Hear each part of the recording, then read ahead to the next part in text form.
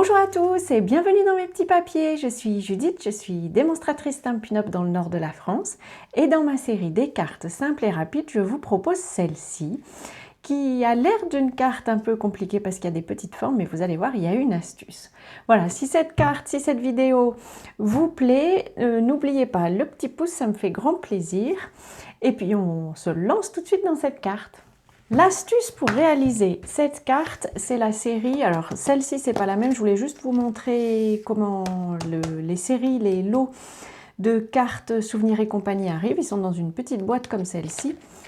Ça, c'est un ancien, mais voilà, vous avez vos cartes qui arrivent dans des paquets plastifiés comme ça. Moi, je les mets ensuite dans un boîtier. Vous savez, c'est un boîtier de DVD ou un boîtier de set de tampons, parce que je trouve que c'est plus pratique pour les consulter. Le lot en question s'appelle, j'ai oublié son nom, il s'appelle pain d'épices et bonbons. Et en fait, je vous montre un peu le principe. Au départ, enfin pas au départ, mais les lots souvenirs et compagnie, ils servent aussi à faire des mini-albums, éventuellement dans des pochettes plastifiées parce qu'ils sont à la même taille. Et vous allez avoir des petites étiquettes comme ça pour pouvoir ajouter un peu de texte à l'intérieur de votre album, à côté de vos photos. L'inconvénient de celui-ci, c'est qu'il est en anglais. Ils sont rarement en français, hein, ces sets-là. Bon, il y a quelques phrases qui sont très simples, hein, made with love, fait avec amour, ça va à peu près. D'autres qui sont peut-être un petit peu plus complexes, mais de toute façon, même si vous avez un côté avec un texte en anglais que vous n'avez pas envie d'utiliser, ce sont des cartes recto-verso. On a aussi en général dans ces paquets, donc on a une bonne quantité de cartes de cette taille-là. Ici, dans celui-ci, on a aussi des petites grilles qui ressemblent à une grille, vous savez, sur lesquelles on fait cuire ou refroidir les cookies, les petits biscuits, de Noël en l'occurrence. On a aussi des grandes pages qui mesurent 4 pouces sur 6, la taille d'une photo. Donc c'est, voilà, on a pareil, un recto, un verso, et à chaque fois, les illustrations existent en plusieurs exemplaires. Sur cette collection-là, moi c'est ceux-là que je trouve extraordinaires, qu'on pourrait aussi glisser à l'intérieur d'une carte pour écrire son message. Et puis, vous pouvez même choisir d'envoyer une recette à vos amis. Je trouve ça sympa comme tout. Et puis, il y a toujours aussi des planches de décoration qui sont autocollantes. Donc là, vous voyez, j'en ai utilisé pour ma carte. C'est pour ça qu'on a des petites formes découpées ici. Ce sont en fait les formes qui sont dans le lot. Donc ça vous permet de faire des décorations sans avoir de matériel compliqué. À nouveau ici, on a aussi des souhaits qui sont malheureusement en anglais, mais bon, ils ne sont pas forcément très compliqués. Hop, voilà. Donc je vais reprendre un peu plus ou moins la même idée que tout à l'heure, enfin que sur cette version-ci. Je vais prendre ce fond-ci. Je vais peut-être changer, je crois que j'avais repéré un autre, voilà, j'ai envie de prendre ça comme autre carte. Et donc les sets Memories and More peuvent aussi servir à faire des cartes. Ils sont prévus pour les deux en fait, d'où le nom Souvenirs et compagnie, souvenirs en photo, mais aussi des cartes ou autre chose. Pour faire la carte, j'ai choisi de démarrer du début. Cette fois-ci, je vais prendre donc une feuille de papier A4 qui mesure 21-29,7. Et donc sur les 29,7, je vais couper à la moitié à 14,85. Ça, j'en ai pas besoin. Je garde juste celui-ci, je le tourne et là, je vais le plier à 10 cm et demi. Et voilà, ma base de carte est prête. Je garde ça cependant parce que les cartes ici, elles mesurent, donc si je ne me suis pas trompée tout à l'heure, oui c'est ça, 4 pouces sur 6. En fait, ce sont, vous savez, les photos qu'on appelle 10-15, elles ne font pas exactement 10 sur 15, elles font en fait 4 pouces sur 6. Les 4 pouces, si je ne m'abuse, on est un peu au-dessus des 10 cm, donc je vais les couper, sinon ça ne va pas correspondre à mon format de carte, c'est un format à l'américaine. Et puis je vais le couper à 14,35 aussi dans ce sens-ci pour avoir effectivement une illustration qui est à la bonne taille. Je vais pouvoir plier mon fond de carte et je vais coller dessus ma petite décoration illustrée. C'est parfois un crève-cœur de devoir choisir le côté qu'on va utiliser. Donc là, c'est pas plus mal, comme on a une version qui est écrite en anglais. Au moins, on n'a pas de regret.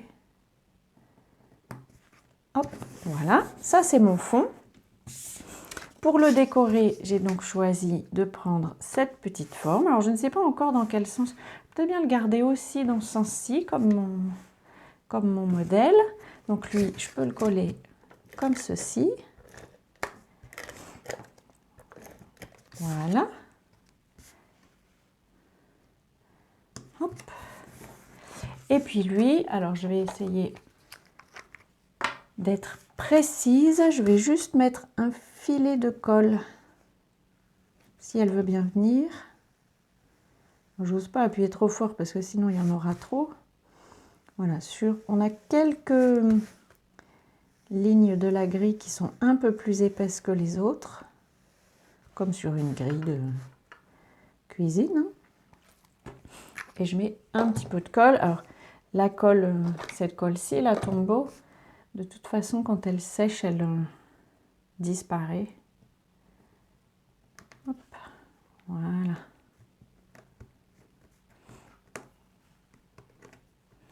Voilà. Ensuite, je vais prendre mes petites illustrations que j'avais rangées. Les voici. Alors aujourd'hui, vous voyez, je ne me suis pas fait des beaux ongles. En fait, j'ai les ongles complètement abîmés. Si vous avez une astuce pour que